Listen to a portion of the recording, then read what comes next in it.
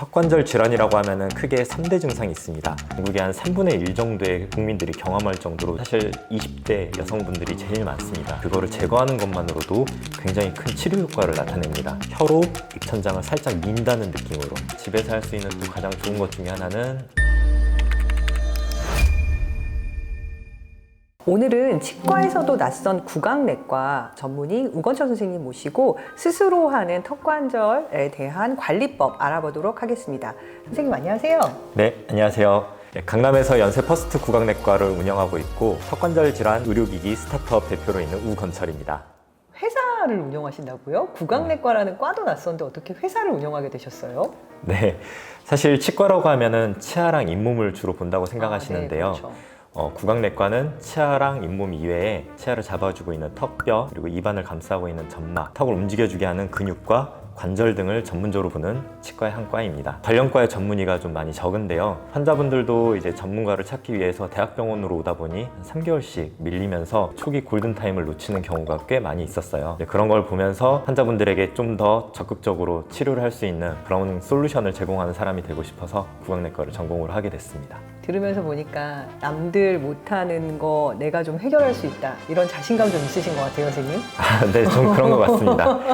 창업도 그렇게 해서 선택하게 됐는데요. 제가 수련을 마칠 때 저는 첫 해부터 분당에 있는 국군수도병원을 갈 수 있었어요. 다른 선생님들 다 가고 싶어하는 그 꿈의 병원. 네. 네. 제가 좀 전문의 중에서는 좀 희귀한 과다 보니까 처음부터 배정을 받게 됐는데 저는 이제 여유로운 군의관 생활을 생각했는데 환자분들이 너무 많이 몰리는 거예요. 그리고 이렇게 오는 친구들이 이제 턱관절 질환이 중증 질환이 아니다 보니까 굉장히 악화돼서 오는 경우가 많았습니다. 그런 부분들을 좀 초기에 테스트할 수 있는 어떤 솔루션이라든지 그리고 재활 훈련을 할 수 있는 그런 것들이 있으면 좋겠다라고 생각하면서 연구하다 보니 창업까지 가게 됐던 것 같습니다. 턱관절이 안 좋다라고 느끼는 사람들이 많이 있나요? 네, 생각보다 굉장히 많습니다. 턱관절 질환이라고 하면은 크게 3대 증상이 있습니다.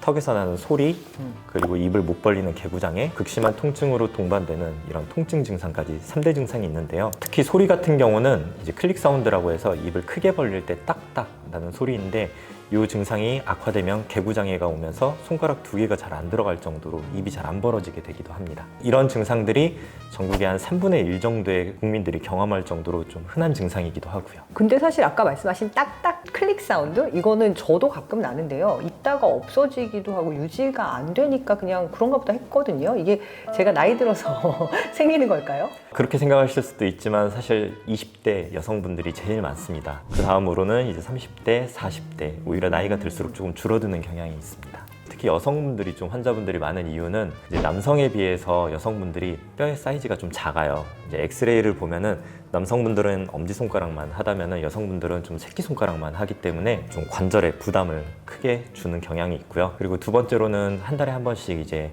신체적으로 월경이라고 하는 호르몬 변화가 크게 나타나는데 그런 부분들도 통증에 좀 영향을 줄 수 있고 아무래도 여성분들이 남성분들보다는 조금 더 스트레스에 좀 취약한 경향이 예민하죠. 있고 네. 그래서 수면 중에 이제 스트레스가 이갈이나 이악물기에 영향을 많이 미치는데요. 이제 그런 부분 때문에 좀 더 남성분들보다 턱관절 질환이 많이 나타나는 것 같습니다.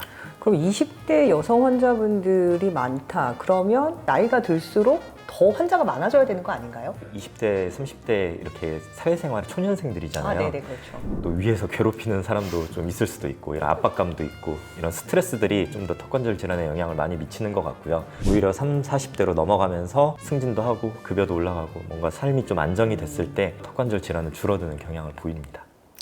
삶이 더 좋아지는 건 맞나요? 저는 점점 힘들어지는 것 같은데. 저도 좀 그렇고. 네. 선생님이 저희한테 생활 습관이 제일 중요하다고 말씀을 하시면서 주셨던 12가지 목록이 있거든요. 그거 화면에 먼저 저희가 띄워보도록 하겠습니다. 그럼 선생님 이거 대부분 그냥 일상적인 생활 습관이고 여기 생활 습관들 중에 저도 한 5개 정도는 해당되는 것 같거든요. 이게 턱이 안 좋으신 분들 같은 경우는 일상생활 속에서 본인이 해당되는 것들이 있으면은 그거를 제거하는 것만으로도 굉장히 큰 치료 효과를 나타냅니다. 실제로 병원에서 아무리 좋은 치료를 받아도 내가 어떤 원인이 그대로 살아있으면 그 치료를 중단하는 순간 그 원인 때문에 다시 재발될 수 있는 게 턱관절 질환입니다. 재발이라고요? 네. 재발요? 정말 어떻게 재발을 하죠? 이 치료를 했는데? 저희 다이어트 식단 하시는 분들 보면은 평생에 걸쳐서 어떻게 보면 식단 조절을 하시잖아요. 예, 턱관절 질환도 한번 발현이 됐으면은 이제 자가 관리를 지속적으로 해주지 않으면은 좀 왔다 갔다 하는 경향이 있습니다. 구체적으로 어떻게 관리를 해야 되는지 좀 알려주실 수 있으실까요? 네, 우선 앞서 보여드린 그 12가지 목록 중에서 본인이 해당되시는 것들, 그리고 그 빈도수가 많은 것들을 위주로 해서 그런 것들을 조절을 하면은 이제 턱관절 질환의 개선에 굉장히 도움이 크게 될 수 있습니다. 뭐 이런 것들은 좀 없애면 좋겠다라고 네. 하는 것들이 있다면 어떤 게 있을까요? 턱 괴는 거라든지 아니면 평상시 집중하거나 신경 쓰거나 게임을 하거나 이럴 때 이를 꽉 물고 한다든지, 요즘은 헬스 많이 하시는데 헬스 할 때도 무게 들 때 이 꽉 물고 하시는 예, 그런 것들도 있고요. 좀 젤리나 요즘 질긴 음식을 먹으면서 스트레스 푸는 분들이 많이 있잖아요. 카니보. 네, 그런 것들이 이제 평상시에 피로를 많이 누적시키는 그런 원인이라고 할 수 있습니다. 집에서 할 수 있는 또 가장 좋은 것 중에 하나는 이제 온찜질, 그리고 666 운동이라고 하는 턱 스트레칭. 666 스트레칭? 한번 보여주실 수 있으실까요, 선생님? 아, 네. 준비 운동 개념으로 사실 6번까지가 아니더라도 한두 번이라도 해주시면은 훨씬 좀 부드럽게 턱을 움직일 수 있다라고 설명을 드리고요. 하는 방법은 사실 굉장히 간단합니다. 혀 끝을 입천장, 앞니 뒤쪽에 대고 혀로 입천장을 살짝 민다는 느낌으로 쭉 입을 천천히 벌립니다. 그럼 6초를 천천히 돌아옵니다. 이것만으로도 이제 어깨를 돌리고 이제 스트레칭을 하는 효과가 턱 관절과 턱 근육에서 나타날 수 있고요. 또 저는 이제 환자분들에게 좀 더 좋은 방법으로는 666 운동을 하면서 이렇게 근육 부위라든지 좀 많이 뭉친 부위가 있으면 거기를 같이 마사지를 해주면서 6초를 세주는 것을 추천드리고 있습니다. 턱 관절도 아프고 전신이 다 아파서 온몸이 다 아프다라고 하시는 분들도 계시거든요. 그런 분들은 어떻게 해야 될까요? 이런 분들 같은 경우는 몸의 어떤 밸런스, 항상성이 깨진 경우가 많습니다.